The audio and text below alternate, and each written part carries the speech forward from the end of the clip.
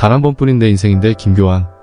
살다 보면 알게 돼 일러주지 않아도 너나 나나 모두 다 어리석다는 것을 살다 보면 알게 되면 웃음이 나지. 우리 모두 얼마나 바보처럼 사는지. 잠시 왔다 가는 인생, 잠시 머물다 갈 세상 100년도 힘든 것을 1000년을 살 것처럼 살다 보면 알게 돼버린다는 의미로 내가 가진 것들이 모두 부질없다는 것을 띠리띠리띠리띠리 띠리띠리띠리띠리띠리띠리띠리띠리띠리띠리 살다 보면 알게 돼. 알고 싶지 않아도 너나 나나 모두 다 미련하다는 것을 살다 보면 알게 되면 이미 늦어도 그런 대로 살만한 세상이라는 것을. 잠시 스쳐가는 청춘 훌쩍 가버리는 세월 100년도 힘든 것을 1000년을 살 것처럼 나훈아의 공의 노랫말이다.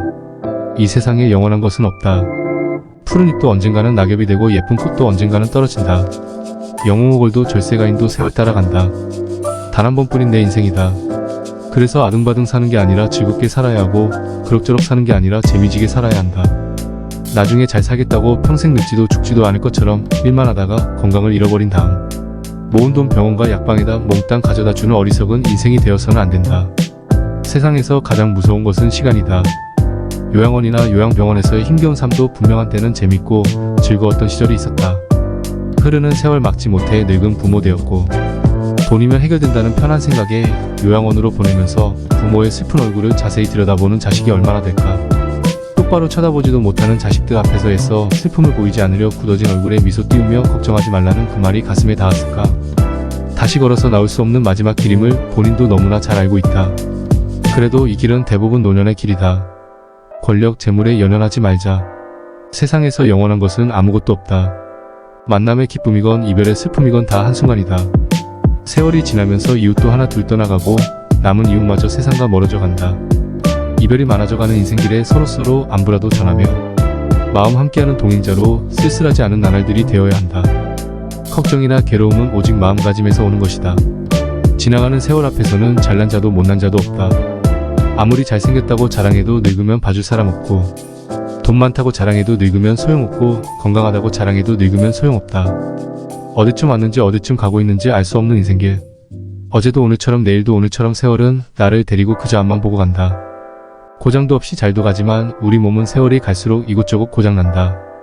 욕심과 고집을 버리고 오늘 하루도 흐르는 세월 따라 재미있고 즐거운 시간 만들자. 우리 모두 걸어온 길 잘 모르듯이 가는 길도 잘 모른다. 매 순간 아깝지 않게 후회 없이 살자. 혼자 왔다가 혼자 가는 인생. 돈이 많든 적든 명성이 높든 낮든 누구에게나 공평한 단 한 번의 인생이다. 아무리 건강해도 세월을 못 당하고 늙으면 죽는다. 지나버린 세월은 되돌릴 수도 없다. 돈 많고 사회적으로 성공한 사람들이 반드시 행복한 것도 아니다. 평범하고 소박하지만 자신의 삶이 소중하다. 시간은 지나갈 뿐이다. 바로 지금의 이 시간을 헛되게 보내지 말자. 이제는 노화도 질병인 세상이다. 옷이 찢어지면 반드시 꿰매서 입으시던 어머니가 어느 날 바늘귀의 실을 잘 꿰 수 없다는 사실에 충격을 받는다. 병원에서 백내장 진단을 받기 전에는 침침해지는 눈이 노안이라고 생각하고 상당히 침울해했다. 이제 겨우 60대로 손자는커녕 아직 자식이 결혼도 하지 않았는데 벌써 할머니가 되었다는 생각이 자신을 서글프게 한다. 백내장 수술을 받기 전 어느 날 다시 바늘귀의 실을 꿰려다가 포기한 어머니는 한 달 후면 내가 깨끗하게 꿰매 놓을 테니까, 내가 늙어서 이런 게 아니라 병 때문이니까 병원 꽂히면 그만이라고, 나는 노인이 아니야 라 외치는 어머니가 자랑스럽다는 딸의 글을 인터넷에서 보았다. 노화는 누구나 경험하는 필연적인 과정이지만 그래도 우리는 늙는 것에 대한 거부감을 갖고 있다. 오늘날 의학의 발달은 산업사회에서 각종 직업에 따른 만성질환과 함께 노화를 질병으로 간주해야 한다는 논의가 진행되고 있다. 살아가면서 어쩔 수 없이 받아들여야 하는 자연스러운 현상이었던 노화를 고쳐야 하는 질병으로 보는 사람이 많아졌다. 주름살을 숨기려고 얼굴에 보톡스나 필러 같은 피부와 비슷한 이물질을 넣어 젊게 보이려고 애쓰는가 하면 주기적으로 염색을 하며 흰머리를 감추려고 애를 쓴다. 그런데 우리는 모두 처음 늙어보기 때문에 노화와 질병을 잘 구분하지 못한다. 이제는 만성질환에 취약하게 만드는 여러 해로운 변화를 늦추거나 되돌리는 것도 가능하다. 암 진단도 세포를 현미경으로 들여다보는 방법이 발달하여 비정상적 세포가 얼마나 많아야 암이라고 할 수 있을까가 의학적으로 논의된다.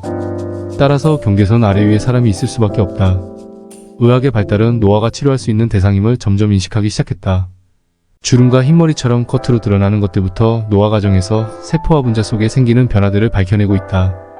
노화의 유전학 분야 권위자인 어느 교수의 저서 노화의 종말 2019에서 노화는 질병이고 따라서 치료할 수 있다고 말하고 있다.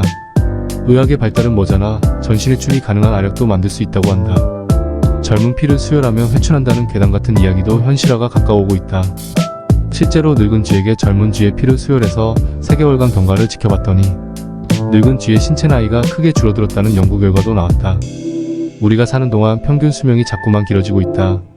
1960년도 53세, 1980년 65.9세, 1990년 71.7세, 2018년 83세로 60년 사이에 30년이 늘었으니 한 해에 6개월씩 늘어난 셈이다. 2050년이면 세계 인구의 14은 60세 이상이 될 거라는 예측이다. 결국 6065세 퇴직하면 100에서 120세까지도 살 수 있을 테니 살아온 만큼 살 날이 남는다.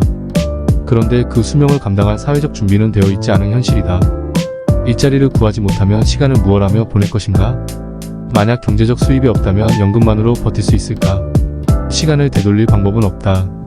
그러다 고질병이 건강과 기력을 좀먹어갈 때 우리가 할 수 있는 최선은 우아하게 운명을 받아들이는 것이다.